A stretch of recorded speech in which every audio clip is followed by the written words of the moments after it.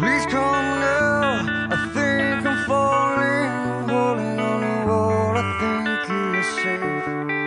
It seems I found the road to nowhere, and I'm trying to escape.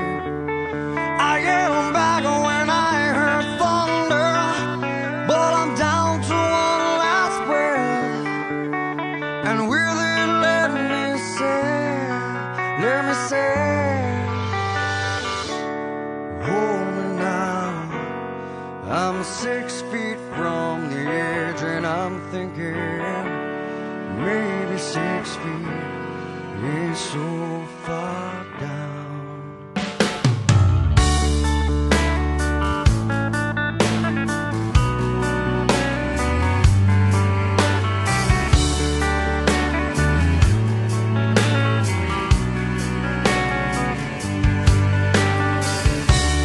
I'm looking down, now that it's over, reflecting on all of my mistakes. I thought I found the road to somewhere in His grace. I cried out, heaven save me, but I'm down to one last breath. And will it let me say, hold me now.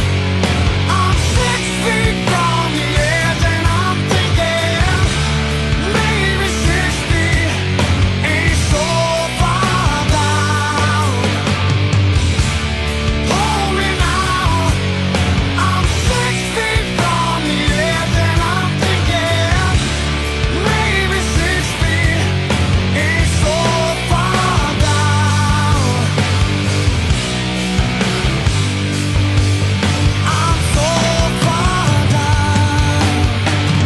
Sailors follow me, but I still believe there's something left for me. So please come stay with me, 'cause I still believe there's something left for you and me, for you and me, for you and me.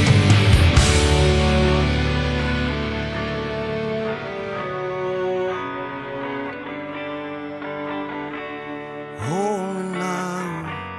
I'm 6 feet from the edge, and I'm thinking. Hold me now.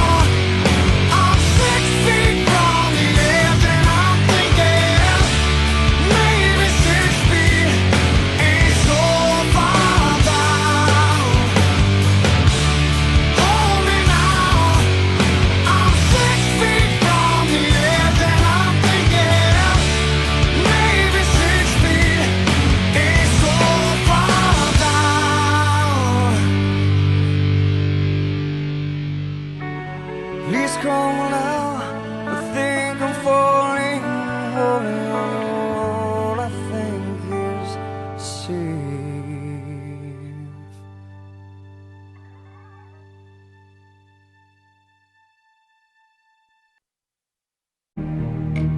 Who can say where the road goes, where the day flows?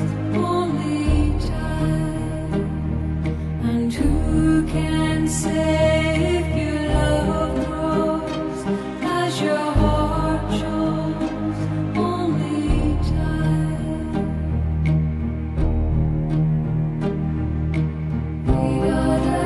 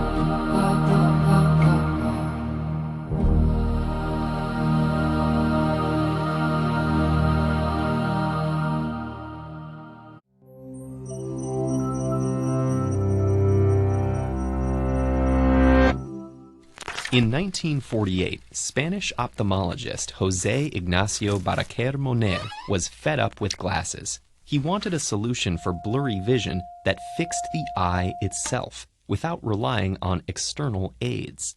But the surgery he eventually devised was not for the faint of heart. Baraquer began by slicing off the front of a patient's cornea and dunking it in liquid nitrogen. Using a miniature lathe, he ground the frozen cornea into the precise shape necessary to focus the patient's vision. Then he thawed the disc and sewed it back on. Baraquer called this procedure keratomylusis, from the Greek words for carving and cornea. And though it might sound grisly, his technique produced reliable results. So, how did Baraquer's surgery work? Keratomylusis corrects what are called refractive errors, imperfections in the way the eye focuses incoming light. Ideally, the cornea and lens work together to focus light on the surface of the retina, but several kinds of refractive errors can impair this delicate system. In people with myopia or short-sightedness, a steep cornea focuses light just short of the retina. Those with hyperopia or farsightedness have the opposite problem. Light is focused too far beyond the retina. And in people with astigmatism, the cornea has two different curvatures, which focus light at two distances and produce blurry vision. Even those with perfect vision will eventually suffer from presbyopia, or aging eyes. As the proteins in the lens age, they slowly increase its size. By an adult's mid-40s, the lens is too large to easily change shape and shift focus. Glasses and contact lenses bend light to compensate for these refractive errors. But as Baraquer's procedure shows, we can also alter the shape of the cornea itself, moving the focal point backwards, forwards, or pulling a divided image together. And thankfully, modern eye surgeons can sculpt the cornea with far less invasive tools. In corrective laser eye surgery, surgeons rely on excimer lasers. These tools are accurate enough to etch words into a human hair. To safely accomplish these ultra-fine incisions, they use a technique called photoablation. This allows the lasers to essentially evaporate organic tissue without overheating surrounding eye tissue. So how does laser eye surgery actually work? The first step is to separate a thin layer from the front of the cornea. This can be done with either a flat, wide blade or a femtosecond laser that produces millions of tiny plasma bubbles to create a plane beneath the corneal surface. Surgeons then lift the flap to expose the inside of the cornea. Guided by the refractive error and the shape of the cornea, the excimer laser robotically sculpts the exposed corneal bed into the correct shape. This process usually takes less than 30 seconds for each eye. Finally, the flap is closed, and its edges reseal themselves in just a few hours. Because the lasering is done on the eyeball itself, it's described as in situ or on-site. Its complete name is laser in situ keratomylusis, but you probably know it as LASIK. Essentially, this technique carves a patient's contact lens prescription onto their cornea. Like any surgical procedure, LASIK comes with certain risks. Some patients experience slightly blurred vision that can't be corrected by glasses. But the technique is currently about as likely to damage your eyes as wearing daily disposable contact lenses for 1 year. Today, a technique called SMILE enables surgeons to sculpt the cornea through even smaller incisions, further reducing recovery time. And lasers aren't just correcting the 3 types of refractive errors. This technology can also restore aging eyes. In a technique called laser blended vision, surgeons adjust one eye to be slightly better at distance vision and the other to be better at close range vision. The difference between the 2 eyes is small enough that most patients can merge their vision, allowing both eyes to work together at all distances. Advances in laser technology continue to make vision correction surgery more effective and accessible. One day soon, Badaker's vision of a world without glasses may finally come true.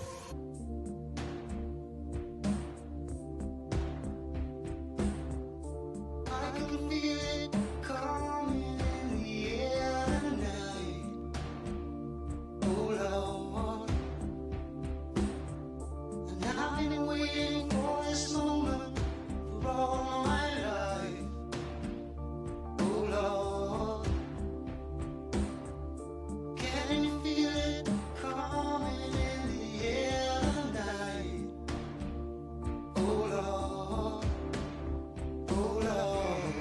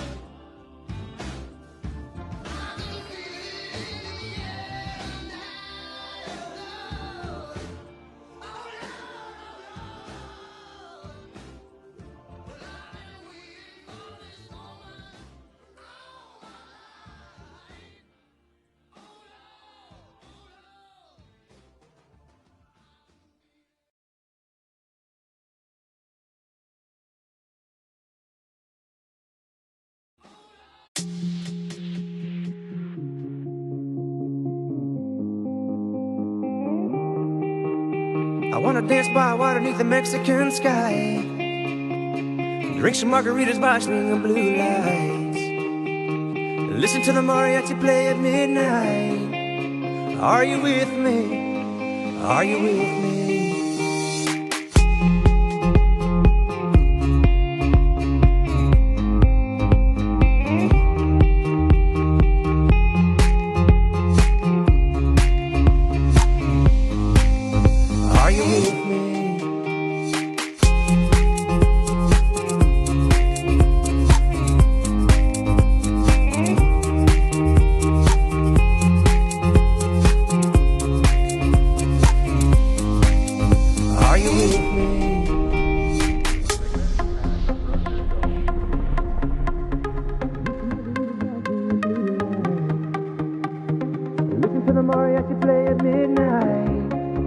Are you with me?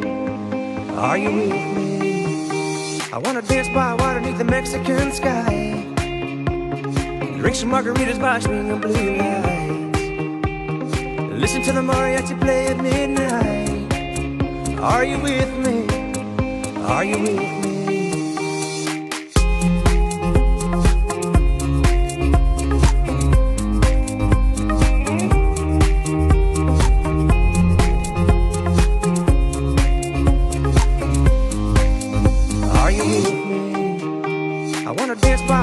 Mexican sky, drink some margaritas by swinging blue lights, listen to the mariachi play at midnight. Are you with me? Are you with me? I wanna dance by water beneath the Mexican sky, drink some margaritas by swinging blue lights, listen to the mariachi play at midnight. Are you with me? Are you with me?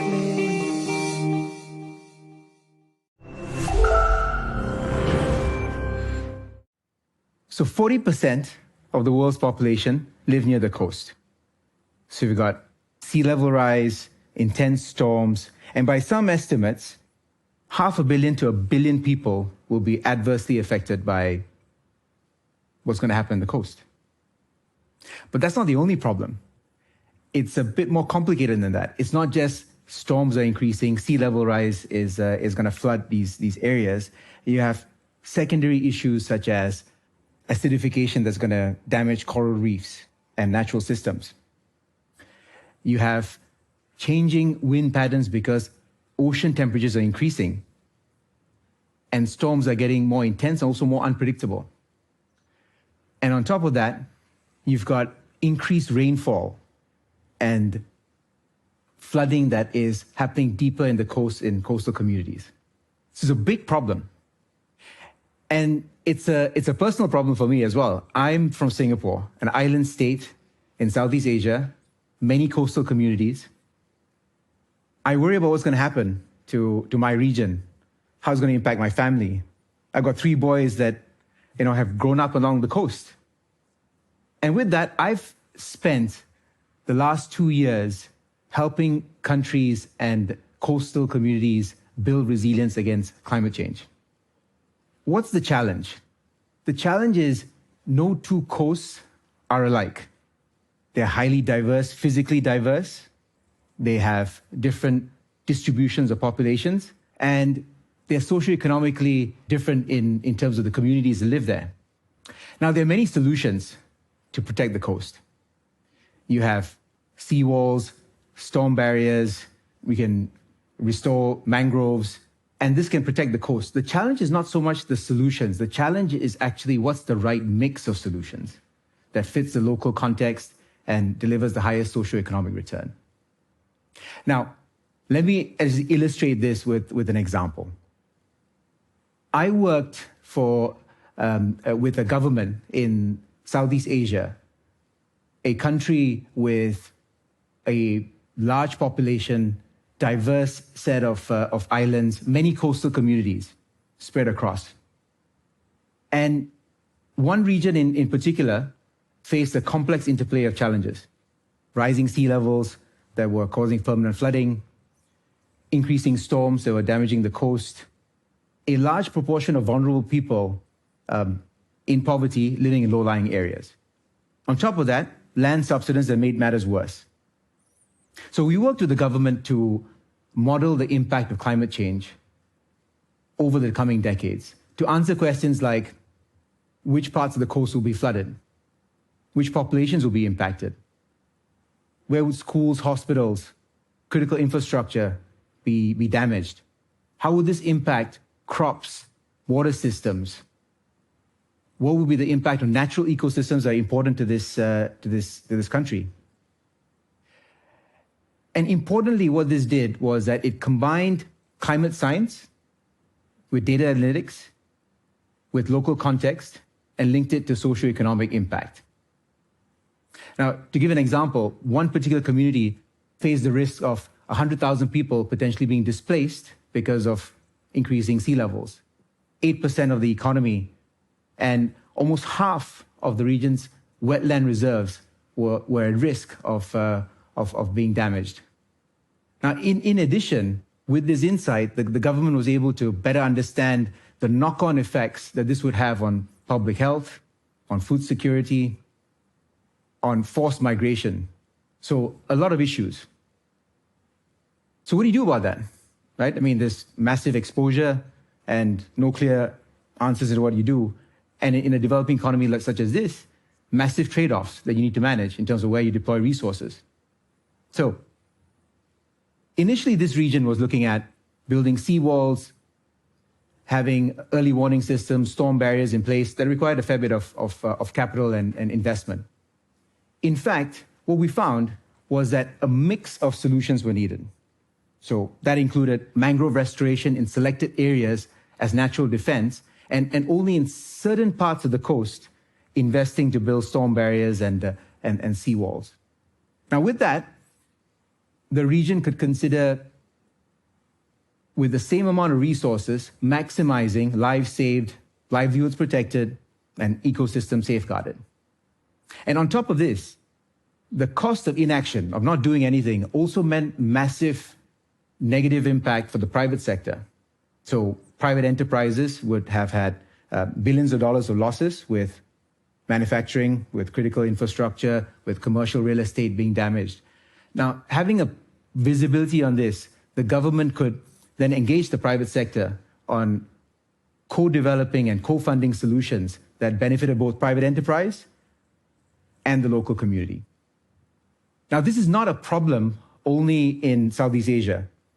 A city in West Africa, for example, had similar challenges, but compounded with very dense populations along the coast, severe land subsidence, and drainage challenges that were exacerbated by poor solid waste management in some parts of the city.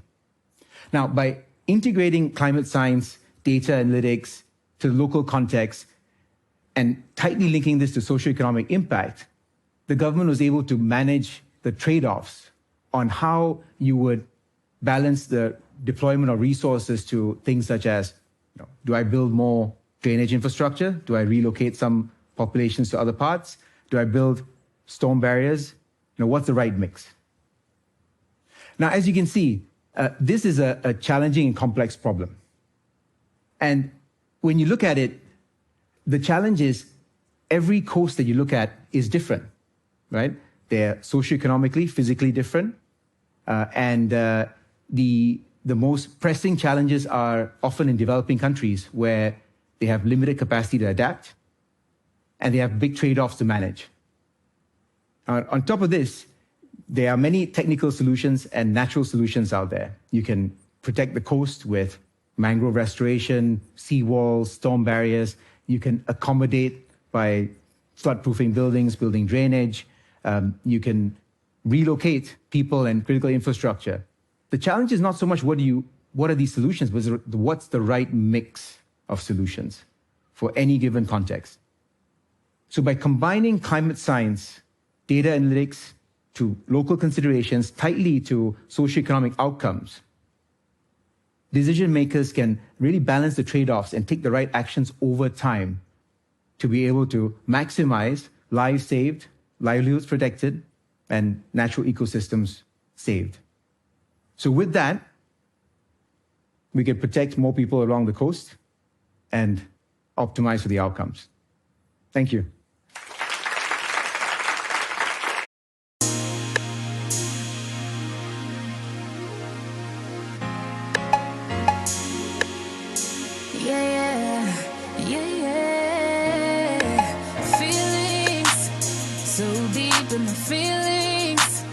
Notice they ain't really like me. Can't control my anxiety. Feeling like I'm touching the ceiling. When I'm with you, I can't breathe. Boy, you do something to me. Ooh, no, I'll never get over you until I find something new that get me high like you do.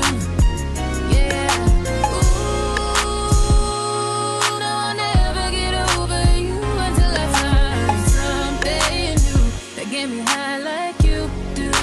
Listen to my heart go ba-do, boot up, dee-dee-da-do, boot up, and my heart go ba-do, boot up, dee-dee-da-do. It just won't stop, it go ba-do, boot up, dee-dee-da-do, boot up, and my heart go ba-do, boot up, dee-dee-da-do. It just won't stop, it go.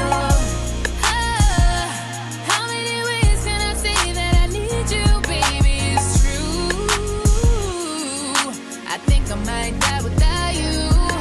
Feeling all over my body. You know how I like it. Ain't gotta tell you what to do.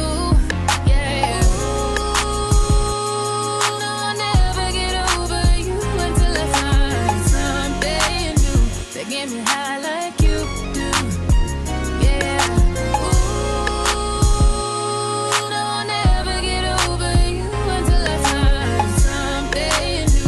Get me high like you do. Listen to my heart go ba-do, boot up, dee-dee-da-do, boot up, and my heart go ba-do, boot up, dee-dee-da-do. It just won't stop, it go ba-do, boot up, dee-dee-da-do, boot up, and my heart go ba-do, boot up, dee-dee-da-do. It just won't stop, it go. Head over heels in love. Right in front of you, I ain't gotta look no more, baby. I wanna build this love. And everything you own, you ain't gotta ask for. You got me boot up, boot up, boot up, boot up. Till you're from the jump, I don't only choose you. Got me boot up, boot up, boot up, boot up. Grab me by the waist, baby, pull me closer.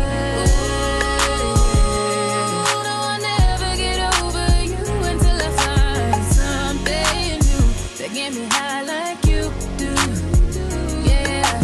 Ooh, yeah, no, I'll never get over you until I find something new that get me high like you do. Listen to my heart go ba-do, boot up, dee-dee-da-do, boot up, and my heart go ba-do, boot up, dee-dee-da-do. It just won't stop, it go ba-do, boot up, dee-dee-da-do, boot up, and my heart go ba-do, boot up, dee-dee-da-do. It just won't stop, it go.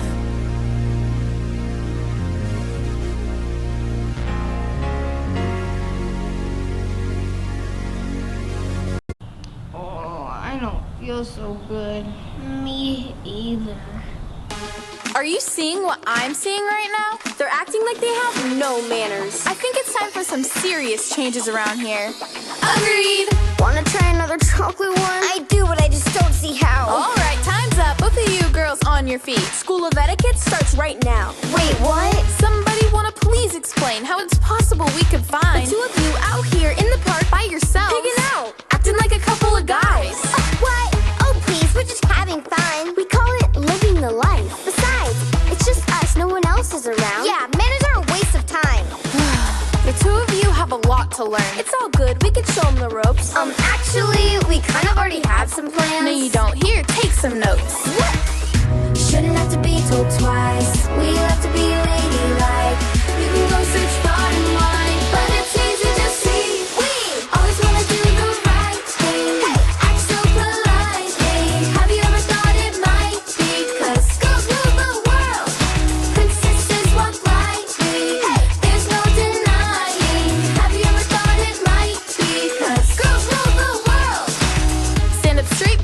shoulders back. Chin up, now try to walk. If you're gonna take a bite, that's fine, but a smaller size. Ew, chew, don't talk. And if you're gonna ask, Oh, I know this one. May I please? that's right, but not too many times. And if a boy holds the door, Then I tell him thank you.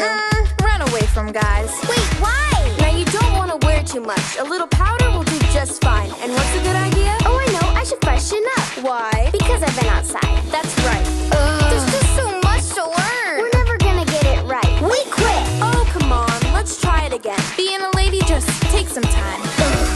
Shouldn't have to be told twice. We have to be ladylike.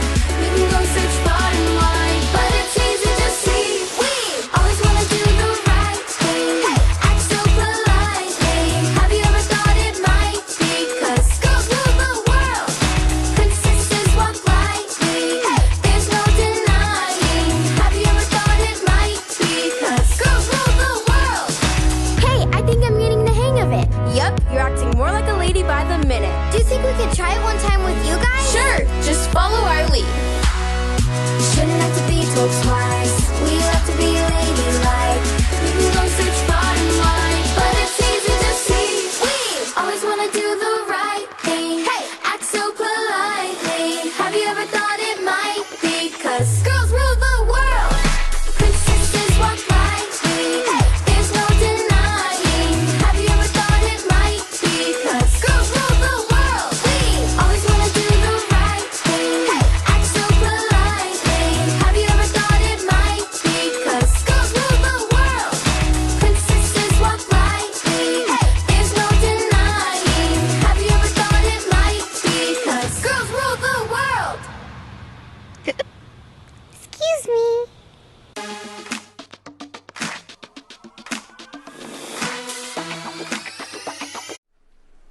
I was born in Switzerland and raised in Ghana, West Africa.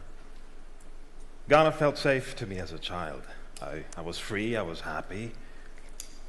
The early 70s marked a time of musical and artistic excellence in Ghana. But then by the end of the decade, the country had fallen back into political instability and mismanagement. In 1979, I witnessed my first military coup. We, the children, had gathered at a friend's house, and it was a dimly lit shack. There was a beaten-up black and white television flickering in the background, and former head of state and general was being blindfolded and tied to the pole. The firing squad aimed, fired, the general was dead. Now this was being broadcast live, and shortly after, we left the country and we returned to Switzerland.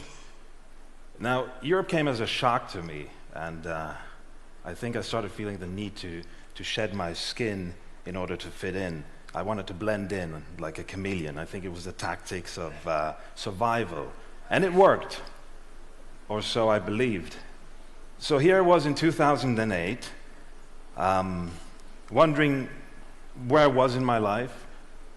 And I felt that I was being typecast as an actor. I was always playing the exotic African, I was playing the violent African, the African terrorist. And I was thinking, how many terrorists could I possibly play before turning into one myself? And I had become ashamed of the other, the African in me. And fortunately, I decided in 2008 to return to Ghana. After 28 years of absence, I wanted to document and film the 2008 presidential elections. And there I started by searching for the footprints in my childhood. And before I even knew it, I was suddenly on a stage, surrounded by thousands of cheering people during a political rally. And I'd realized that when I left the country, free and fair elections in a democratic environment were a dream. And now that I returned, that dream had become reality, though a fragile reality. And I was thinking, was Ghana searching for its identity like I was looking for my identity? Was what was happening in Ghana a metaphor for what was happening in me? And it was as if through the standards of my Western life, I hadn't lived up to my full potential. I mean, nor had Ghana, even though we had been trying very hard. Now, in 1957, Ghana was the first sub-Saharan country to gain its independence. In the late 50s, Ghana and Singapore had the same GDP. I mean, today, Singapore is a first world country, and Ghana is not. But maybe it was time to prove to myself, yes, it's important to understand the past. It is important to look at it in a different light, but maybe we should look at the strengths in our own culture and build on those foundations in the present. So here I was, December 7th, 2008. The polling stations opened to the voters at 7 a.m., but voters eager to take their own political fate into their hands were starting to line up at 4 a.m. in the morning. And they had traveled from near, they had traveled from far, because they wanted to make their voices heard. And I asked one of the voters, I said, whom are you going to vote for? And he said, I'm sorry, I can't tell you. He said that his vote was in his heart. And I understood this was their election. And they weren't going to let anyone take it away from them. Now, the first round of the voting didn't bring forth a clear winner, so nobody had achieved the absolute majority. So voting went into a second round 3 weeks later. The candidates were back on the road, they were campaigning. The rhetoric of the candidates, of course, changed, the heat was on. And then the cliche came to haunt us. There was claims of intimidation at the polling stations, of ballot boxes being stolen. Inflated results started coming in, and the mob was starting to get out of control. We witnessed the eruption of violence in the streets. People were being beaten brutally. The army started firing their guns. People were scrambling. It was complete chaos. And my heart sank, because I thought, here we are again. Here is another proof that the African is not capable of governing himself. And not only that, I am documenting it, documenting my own cultural shortcomings. So when the echo of the gunshots had lingered, it was soon drowned by the chanting of the mob, and I didn't believe what I was hearing. They were chanting, "We want peace. We want peace." And I realized it had to come from the people. After all, they decide, and they did. So the sounds that were before distorted and loud were suddenly a melody. The sounds of the voices were harmonious. So it could happen. A democracy could be upheld peacefully. It could be by the will of the masses, who are now urgently pressing with all their heart and all their will for peace. Now here's an interesting comparison. We in the West, we preach the values, the golden light of democracy, that we are the shining example of how it's done. But when it comes down to it, Ghana found itself in the same place in which the US election stalled in the 2000 presidential elections, Bush versus Gore. But instead of the unwillingness of the candidates to allow the system to proceed and the people to decide, Ghana honored democracy and its people. It didn't leave it up to the Supreme Court to decide, the people did.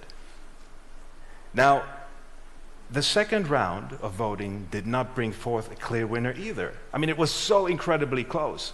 The Electoral Commissioner declared, with the consent of the parties, to run an unprecedented second rerun. So the people went back to the polls to determine their own president, not the legal system.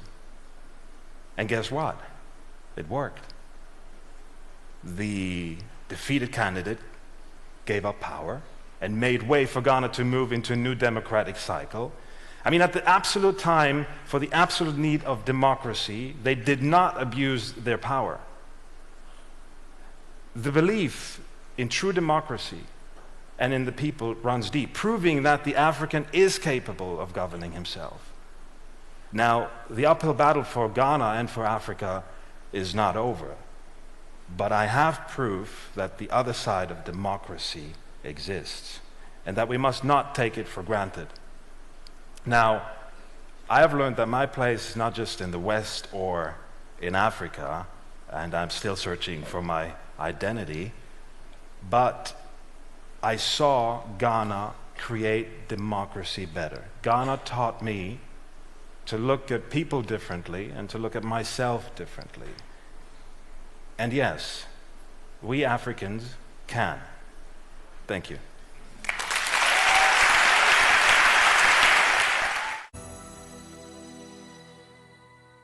I know there's something in the wake of your smile. I get a notion from the look in your eyes. Yeah, you built a love, but that love falls apart. Your little piece of heaven turns to dawn. Listen to your heart when he's calling for you. Listen to your heart. There's nothing else you can do. I don't know where you're going, and I don't know why.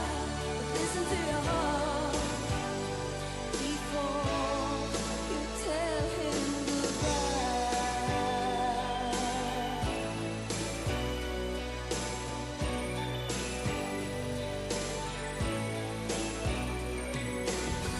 Sometimes you wonder if this fight is worthwhile. The precious moments are all lost in the tide.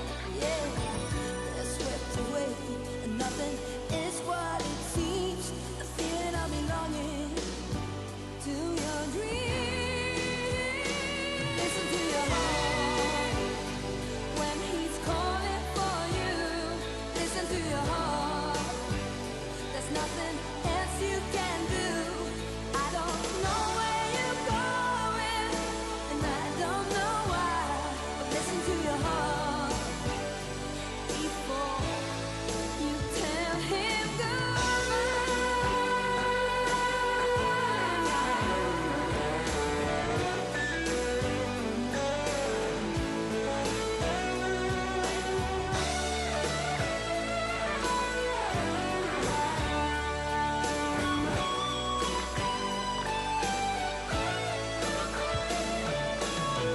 and there are voices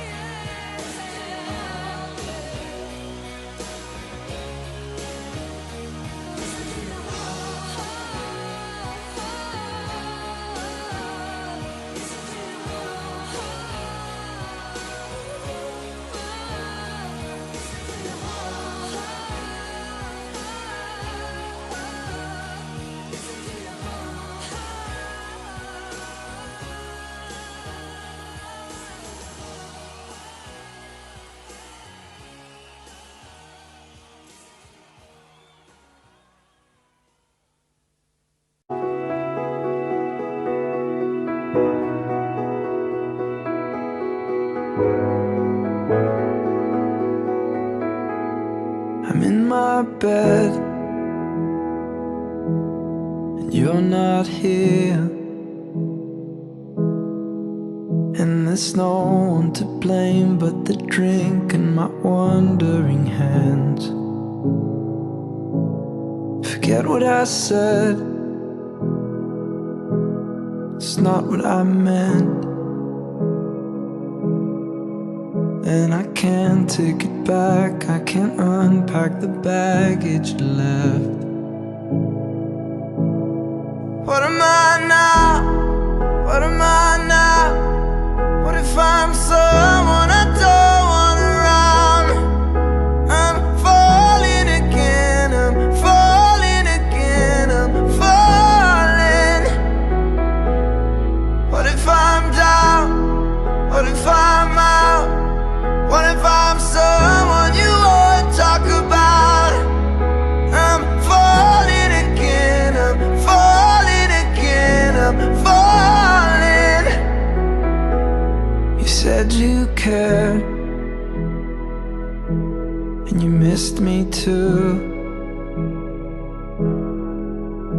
and I'm well aware I write too many songs about you. The coffee's out at the Beachwood Cafe, and it kills me 'cause I know we've run out of things we can say. What am I now? What am I now? What if I'm someone I don't want around? I'm falling again, I'm falling again, I'm falling.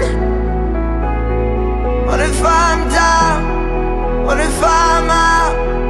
What if I'm someone you won't talk about? I'm falling again, I'm falling again, I'm falling.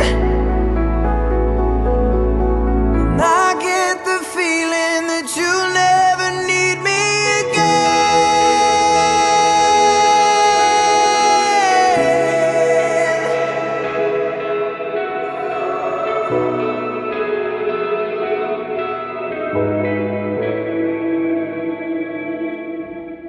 What am I now? What am I now? What if you're someone I just want around? I'm falling again, I'm falling again, I'm falling. What if I'm down? What if I'm out? What if I'm someone you won't talk about? I'm falling again, I'm falling again, I'm falling.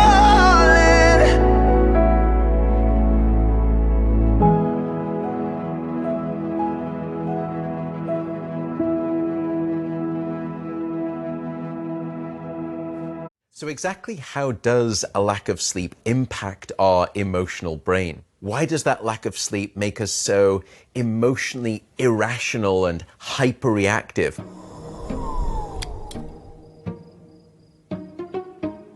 Well, several years ago, we conducted a brain imaging study, and we took a group of healthy adults, and we either gave them a full night of sleep or we sleep deprived them. And then the next day, we placed them inside an MRI scanner, and we looked at how their emotional brain was reacting. And we focused on one structure in particular. It's called the amygdala. And the amygdala is one of the centerpiece regions for the generation of strong emotional reactions, including negative emotional reactions. Now, when we looked at those people who'd had a full night of sleep, what we saw was a nice, appropriate, moderate degree of reactivity from the amygdala. It wasn't as though there was no response at all, but it was an appropriate response. Yet in those people who were sleep deprived, that deep emotional brain center was in fact hyperactive. Indeed, the amygdala was almost 60% more responsive under conditions of a lack of sleep. But why was that the case? And what we went on to discover is that there's another brain region that's involved. This brain region is called the prefrontal cortex, and it sits directly above your eyes. And you can think of the prefrontal cortex almost like the CEO of your brain. It's very good at making high-level, executive, top-down control decisions and reactions. In fact, it's one of the most evolved regions of our brain. And one of the parts of the brain that it controls is this deep emotional center, the amygdala. Now, in those people who'd had a full night of sleep, there was a nice, strong communication and connection between the prefrontal cortex, regulating that deep emotional brain center. But in those people who were sleep deprived, that communication, that connection between the prefrontal cortex and that deep amygdala emotional brain center had essentially been severed. And as a consequence, the amygdala was responding far more reactively due to a lack of sleep. It's almost as though without sleep, we become all emotional accelerator pedal and too little regulatory control brake. And that seems to be the reason that we become so unbuckled in terms of our emotional integrity when we haven't been sleeping well. So that's the bad that can happen if I take sleep away from you. But it turns out that there's something good that happens when you get your sleep back. And sleep, particularly rapid eye movement sleep, actually offers a form of emotional first aid. Because it's during sleep at night that we take these difficult emotional experiences that we've been having during the day, and that sleep acts almost like a nocturnal soothing balm, taking the sharp edges off those difficult experiences. And so perhaps it's not time that heals all wounds. It's time during sleep that provides that form of emotional convalescence, so that when we come back the next day, we're able to cope with those emotional memories. I feel so close to you right now, it's a force field. I wear my heart up on my sleeve like a big deal. Your love pours down on me, surround me like a waterfall. And there's no stopping us right now. I feel so close to you right now.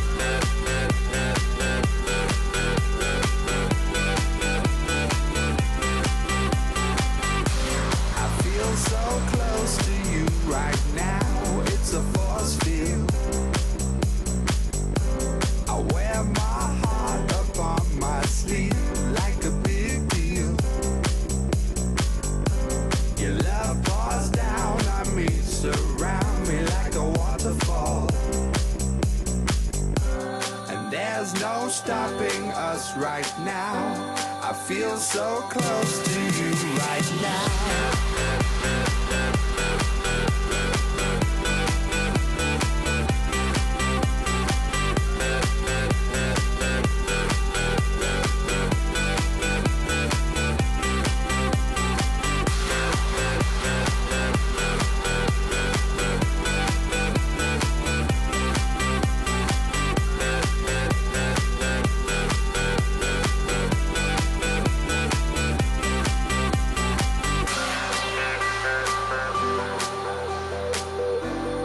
There's no stopping us right now.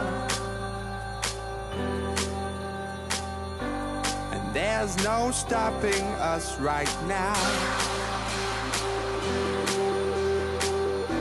And there's no stopping us right now.